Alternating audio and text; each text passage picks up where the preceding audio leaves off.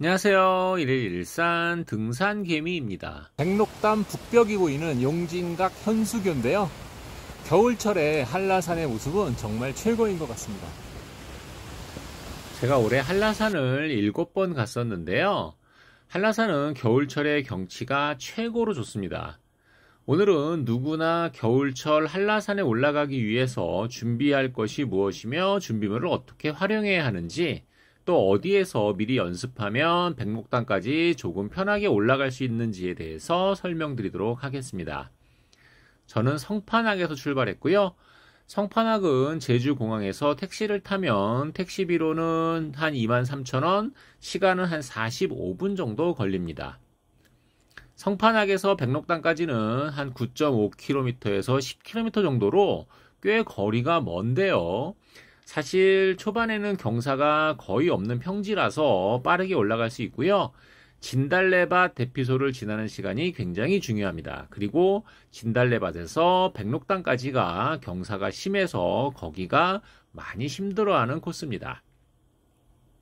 자, 초반에 경사가 별로 없기 때문에 보폭을 좀 크게 하고 그리고 스트레칭도 하면서 빠르게 올라가야 됩니다.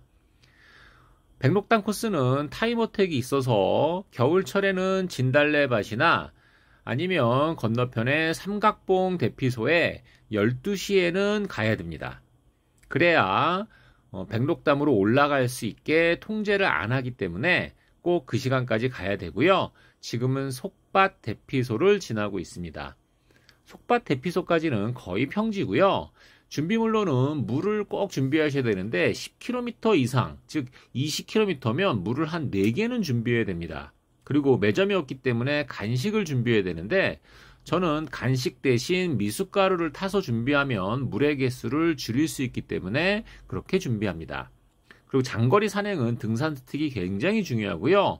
고도가 높아지면 바람막이가 또 아주 중요합니다. 그리고 오늘은 스패츠와 아이젠에 대해서 자세히 설명드리도록 하겠습니다. 자, 속밭 대피소를 지나서 살아오름 그 입구까지 쭉 걸어가고 있고요. 보시는 것처럼 경사도는 많이 심하지 않습니다.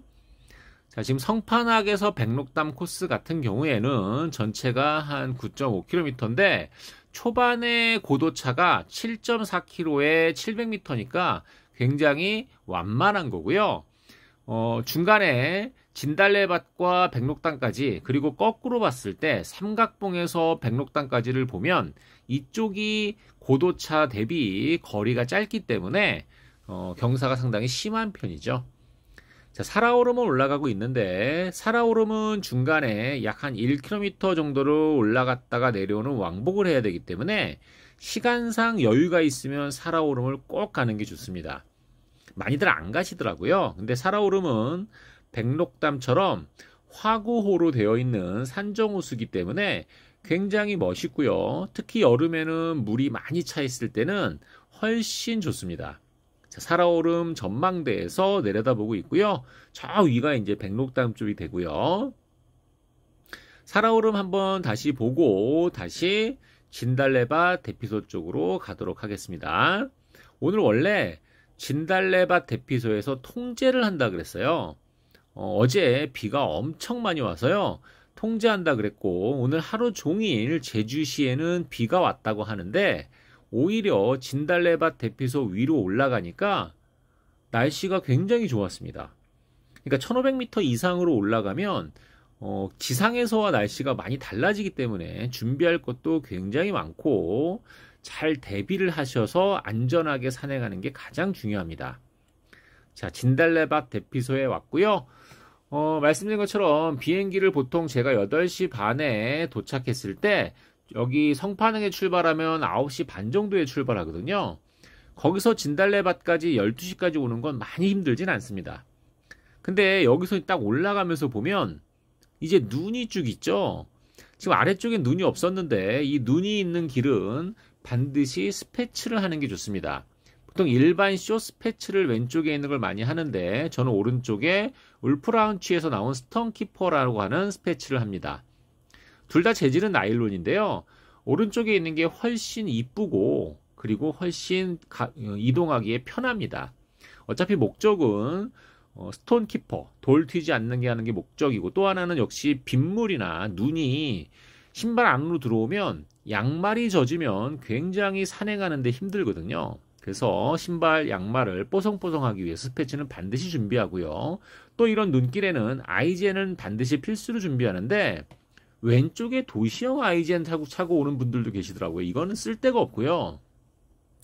오른쪽에 보면 보통 11P, 19P, 23P 아이젠이 있는데, 카르닉 스포츠에서 나온 아이젠이 굉장히 좋더라고요.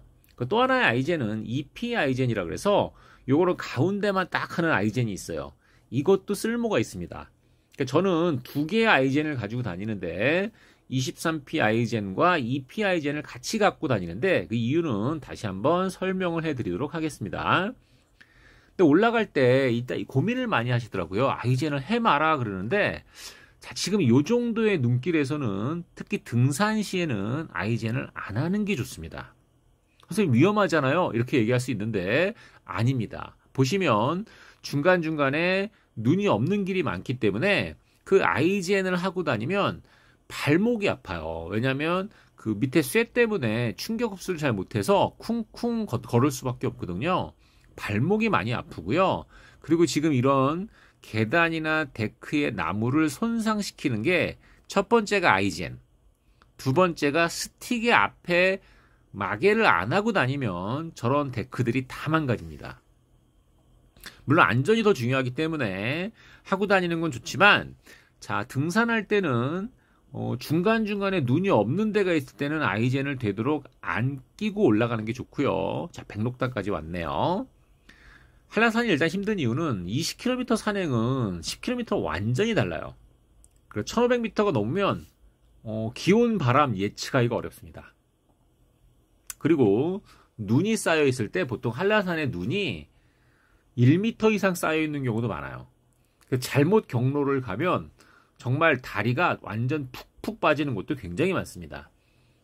그리고 하산에 체크를 제대로 못하면 하산하면서 갑자기 번아웃 돼서 그냥 지쳐버리는 분들 굉장히 많더라고요. 그래서 이거 등산도 중요하지만 하산 경로나 시간은 반드시 체크하셔야 합니다. 사실 백록담에 올라와서 보니까 날씨가 너무 맑고 너무 청명하게 막 이렇게, 물론 구름은 있지만 햇빛이 비치고 너무 좋았습니다. 아래쪽에 구름이 있어서 제주 시내에는 계속 하루 종일 비가 왔다고 하는데 여긴 너무 좋았고요. 이 백록담에서 1시 반에 내려가야 되기 때문에 제 썸네일에 올린 백록담 정상석과 사진을 찍으려면 최소 30분 정도는 기다려야 되거든요. 백록담에 올라가는 시간이 그래서 매우 중요합니다. 시간이 없으면 사진을 못 찍고 내려갈 수밖에 없죠. 저도 백록담에 올라와서 정상석에서 사진은 거의 많이 안 찍어봤어요. 한 2번 찍어봤나? 네. 왜냐하면 너무 많이들 기다려야 돼서.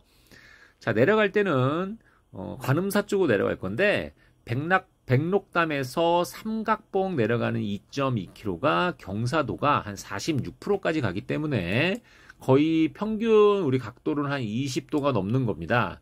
꽤 경사가 있는 거죠. 삼각봉에서 관음사 쪽은 조금 경사가 완만한 거예요. 보통 우리가 경사가 46%면 각도는 한 24도 정도 되는 거니까 굉장한 거거든요.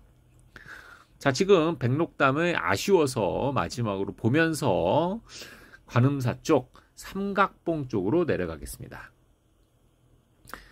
제가 백록담에 이렇게 있는데 어떤 분들이 이제 막 다시 성판악에서 올라와 성판악으로 내려가시는 분들인가 봐요. 저쪽 갔다 오자 막 그러는 거예요. 그래서 저쪽에 갔다 오면 저쪽 경치가 너무 좋다. 근데 관음사 쪽이 경치가 훨씬 좋습니다. 근데 제가 항상 말씀드리지만 내려가면서 보는 게 훨씬 좋아요. 여유도 있고.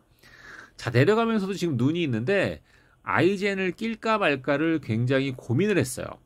근데 내려갈 때, 하산할 때는 아이젠을 되도록 끼는 게 좋은데 어제 비가 너무 많이 와서 눈이 다 녹았어요. 그래서 이렇게 대부분 눈이 없거든요. 이럴 때 아이젠을 끼고 가다가 꼈다 뺐다가 굉장히 힘들어요. 그리고 EP 아이젠 같은 경우에는 꼈다 뺐다가 굉장히 편하지만 EP 아이젠은 피스의 높이가 높기 때문에 발목을 다칠 확률이 높습니다. 그 아이젠의 장단점이 있는데 보통 23P 아이젠 혹은 뭐 11P 아이젠도 있는데 보통 우리가 많이 끼는 아이젠은 피스가 작고 여러 개가 달려있기 때문에 등산, 올라갈 때 앞꿈치까지 힘이 전달될 수 있는 정도로 그쪽에 피스가 달려있어서 좋습니다. 이 P 아이젠은 등산할 때는 크게 도움이 안 돼요. 하산할 때는 이 P 아이젠이 굉장히 좋아요. 근데 하산할 때는 왜냐면 깊게 박히는 게 더 안정감이 있거든요. 제가 하산하는 모습을 잠깐 보여드리는데 제가 아이젠을 안 꼈어요. 중간중간에 눈이 있는데 여기는 위험하거든요. 이때만 아이젠을 끼기가 그러니까 이때를 어떻게 하냐면 뒤꿈치로 눈을 쿡쿡 눌러요.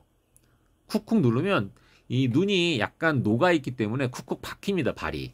그래서 안전하게 갈 수 있어요. 그래서 이 정도의 하산길은 아이젠 없이도 등산 하나만 괜찮은 거 신어주면 충분히 안전하게 내려갈 수 있고요. 저게 좀 길어지면 이 P 아이젠을 잠깐 꼈다가, 그건 탈부착이 되기 쉽거든요. 꼈다가 저런 구간을 지난 다음에 빼주면 괜찮습니다. 자, 삼각봉 대피소까지 왔고요. 이 다음부터도 상당히 길기 때문에 조금 하산이 지루하긴 해요. 이 하산길에도 아이젠 그냥 끼고 가시는 분들이 있는데 그거 나중에 무릎 굉장히 아플 겁니다. 한라산을 연습하려면 저는 청계산 원턱골에서 연습을 많이 하는데요. 매봉 옥료봉이 한 8km 코스인데 요거 한 2번 정도 돈다고 생각하면 돼요. 그럼 굉장히 힘든 거거든요.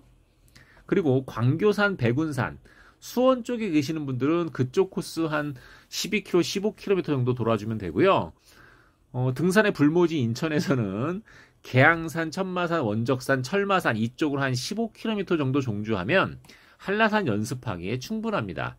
제가 지금 말씀드리는 산들은 전부 다 코스가 13% 정도의 경사도를 보이는, 트랭글로 보면 나오거든요. 한 13% 정도의 경사도를 보이는 코스고요.